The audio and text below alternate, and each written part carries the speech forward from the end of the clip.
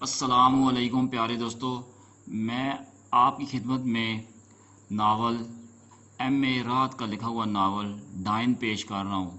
اگر آپ کو پسند آئے تو لائک اور سبسکرائب ضرور کیجیے گا۔ آج اس کی ایپیسوڈ 1 ہوگی۔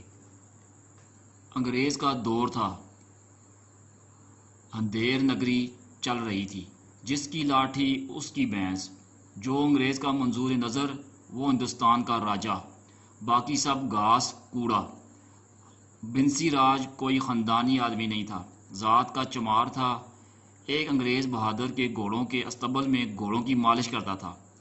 انگریز بہت بڑا افسر تھا، ایک بار نشے میں ڈوبا ہوا تھا۔ کسی بات پر خوش ہو کر بنسی راج کو چکما گڑھی میں ایک بڑی جاگیر بخش دی، اور بنسی راج جو پہلے بنسیا تھے، بنسی راج مہاراج بن گئے۔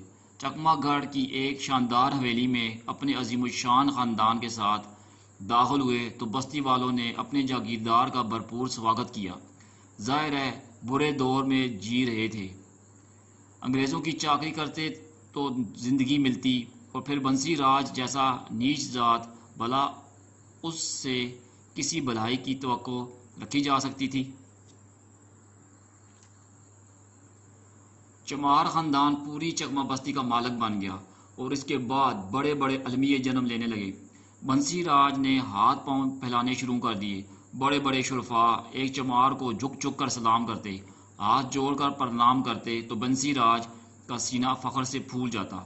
بنسی راج کی دھرم پتنی کوشلیا بھی خاندانی چمارن تھی، بدن سے گندے چمڑے کی بو آج تک نہیں گئی۔ سال 6 مہینے میں ایک بار نہا لیا کرتی تھی۔ بو کہاں سے جاتی، لیکن آہستہ آہستہ پر پرزے نکالنے شروع کر دیے۔ نوکرانیوں کی ریل پہ لگ گئی۔ بے شمار لوگ تھے جو بنسی راج نے اپنے گھر میں ملازم رکھے تھے، وہ سارا کام کیا کرتے تھے۔ سب سے بڑا کام ان کا یہی ہوتا تھا کہ سب سے پہلے بنسی راج مہاراج کو پرنام کریں۔ بنسی راج کا ایک سائنس دوست تھا جس کا نام رسیا تھا۔ ظاہر ہے جیسے بنسی راج مہاراج خود تھے، رسیا بھی ویسا ہی ہو سکتا تھا۔ بنسی راج کو تو جاگیر مل گئی، مگر رسیا بدستور گھوڑوں کی دیکھ بھال کرتا تھا۔ ایک دن بنسی راج کے گھر پہنچا تو یہاں کا ماحول دیکھ کر اس کی آنکھیں حیرت سے پھیل گئیں۔ یہ سب کچھ کیا ہے بنسیا؟ انہوں نے سوال کیا۔ دیکھ بات سن، میرا دوست ہے تو، جو کچھ تو نے مجھ سے اس وقت کہا ہے نا، اسے سن کر دل تو چاہتا ہے کہ تیری زبان کٹوا کر ہاتھ پر رکھ دوں، پر بڑی دوستی رہی ہے ہمارے ساتھ، ہمارے درمیان ایک ساتھ کھایا پیا ہے۔ آج تو مجھے بنسیا کہا ہے، اس کے بعد بنسیا مت کہنا۔ میری شان و شوکت دیکھ کر بستی کے لوگ مجھے پرنام کرتے ہیں، وہ دیکھ اور اس کے بعد اپنی اوقات یاد کر۔ رسیا سمجھدار تھا، دیکھ لیا تھا کہ اس نے کہ بندر کو ادرک مل گئی ہے، جو کچھ نہ کرے کم ہے۔ زمانہ شناس تھا۔ بنسی راج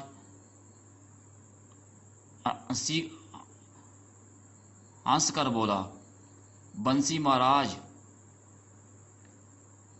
ہم تو یہ دیکھنے آئے تھے کہ مہاراج کی شان کیسی ہے۔ سچی بات ہے پوری برادری کی ناک کاٹ کر پھینک دی ہے تم نے تو۔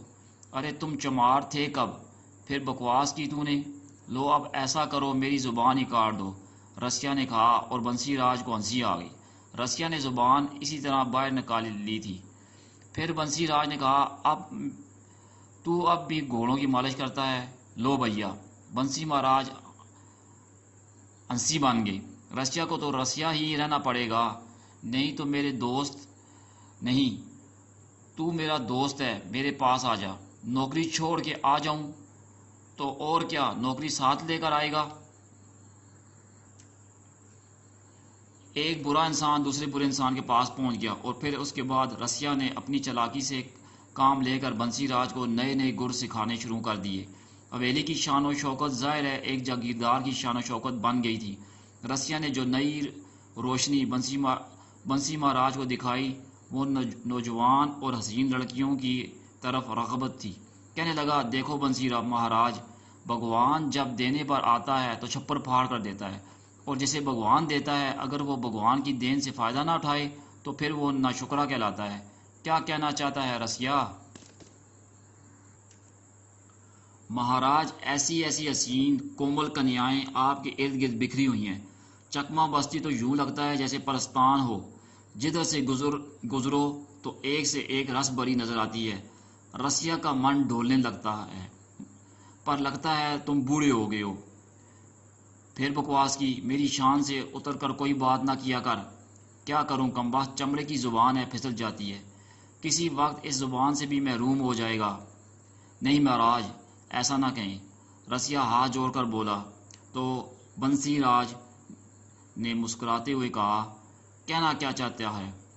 مہاراج، اتنی ساری بندریاں پال رکھی ہیں آپ نے، اتنے کتے ہیں، یہ تو صاحب کے کتے ہیں، انہیں حکم دیجئے کہ آپ کی آرامگاہ میں حسین کومل کنیائیں آیا کریں، آپ انہیں جو چاہیں گے دے سکتے ہیں۔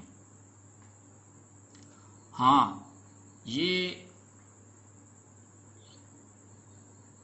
یہ بات تو ہے، ہمارا ایک خاص داس ہے، تجویمل نام ہے، اسی سے کہتے ہیں، وہ ہمارا یہ کام کرے گا۔ تیجومل بھی کوئی اچھی ذات کا نہیں تھا۔ جب بنسی مہاراج نے اس سے اپنی خواہش کا اظہار کیا تو تیجومل تیار ہو گیا، اور اس کے بعد حویلی کے کمرے میں ایک نوجوان اور کومل لڑکی کی چیخیں گونجیں، لیکن سننے والا کوئی نہیں تھا۔ تیجومل پہرے پر تھا، اور بھی چند افراد تھے۔ لڑکی کی عزت لٹ گئی اور بنسی مہاراج نے اسے بہت سے پیسے دیتے ہوئے کہا، سن دیکھ، یہ سب کچھ بھی نہیں ہے، سنسار میں دولت ہی سب کچھ ہے، ہمیں دیکھ، آج دولت کے ڈھیر پر بیٹھے ہوئے ہیں، یہ پیسے لے، اپنے ماتا پتا کی مدد کر، غریب لوگوں کی بستی ہے، اور سن، خبردار زبان سے ایک بات نہ نکلے، اگر تیری زبان سے کوئی بات نکلی تو بھگوان کی سوگند سارے پریوار کے ٹکڑے کرا دیں گے، کسی کو بتانے کی ضرورت نہیں ہے۔ لڑکی آنسو بہاتی ہوئی چلی گئی اور بنسی مہاراج انتظار کرتے رہے۔ بستی میں کچھ نہ ہوا۔